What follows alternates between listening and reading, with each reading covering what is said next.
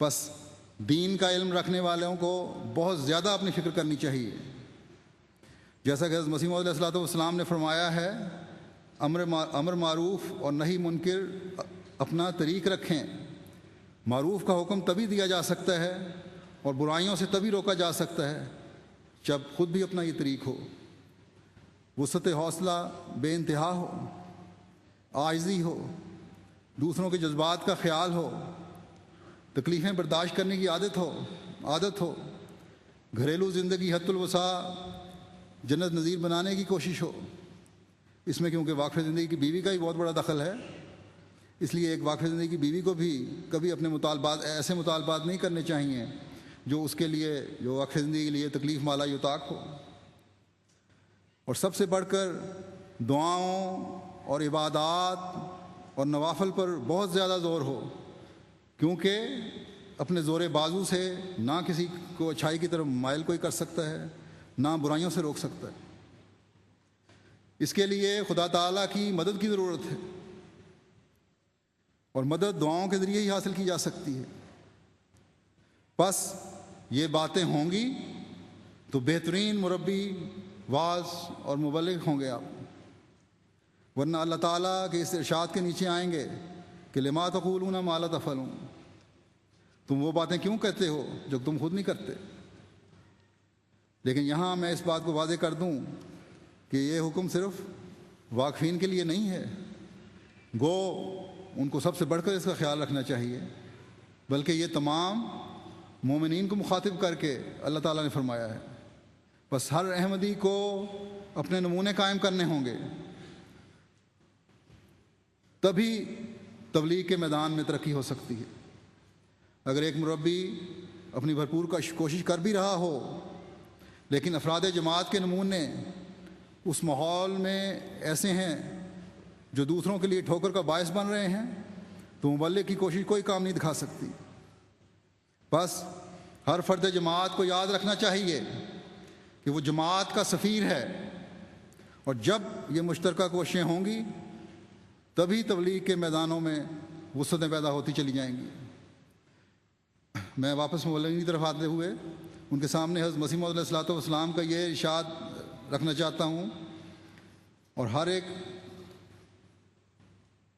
نے یہ پڑھا بھی ہوگا، لیکن اس پڑھنے کا کوئی فائدہ نہیں اگر مستقل اس کی جگالی نہیں کرتے رہے یا کرتے۔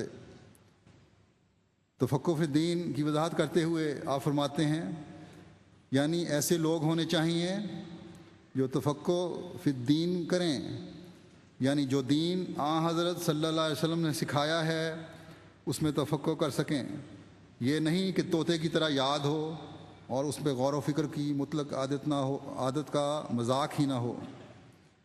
اس سے وہ غرض حاصل نہیں ہو سکتی جو حضرت صلی اللہ علیہ وسلم چاہتے تھے، لیکن چونکہ سب کے سب ایسے نہیں ہو سکتے، اس لیے یہ نہیں فرمایا کہ سب کے سب ایسے ہو جائیں، بلکہ یہ فرمایا کہ ہر جماعت اور گروہ میں سے ایک ایک آدمی ہو، اور گویا ایک جماعت ایسے لوگوں کی ہونی چاہیے جو تبلیغ اور اشاعت کا کام کر سکیں، اس لیے بھی کہ ہر شخص ایسی طبیعت اور مزاج کا نہیں ہوتا۔ بس جو میدان عمل میں ہیں وہ بھی اپنے علم کو بڑھاتے چلے جائیں،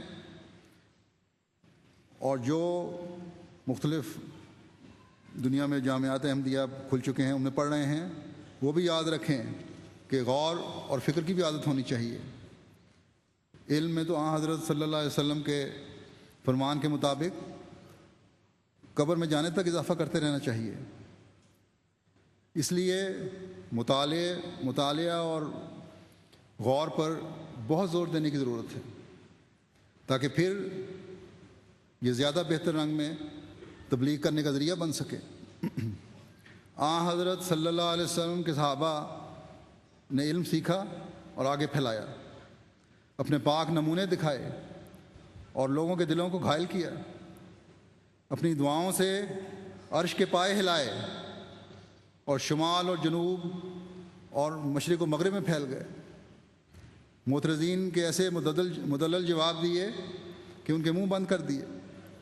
احادیث کی روایات بھی ہمیں ان لوگوں کے ذریعے ہی پہنچی ہیں اور ہمارے علم کا باعث بنی ہیں۔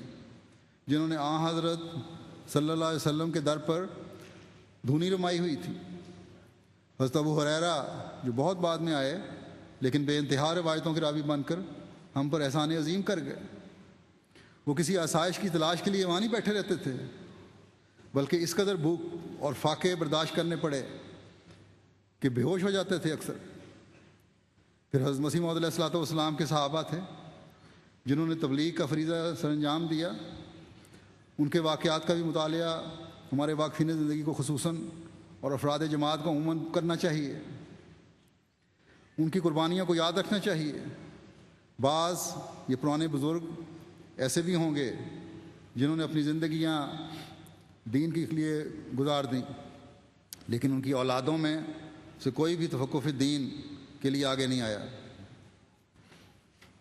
اب اللہ تعالیٰ کے فضل سے واقفین نو اسکیم کے ذریعے سے اس طرف توجہ پیدا ہوئی ہے، لیکن وہ نمونے اور وہ معیار بھی حاصل کرنے کی کوشش کرنی چاہیے جو ہمارے بزرگوں نے دکھائے اور جس کی وجہ سے ان کا خدا تعالیٰ سے خاص تعلق پیدا ہوا۔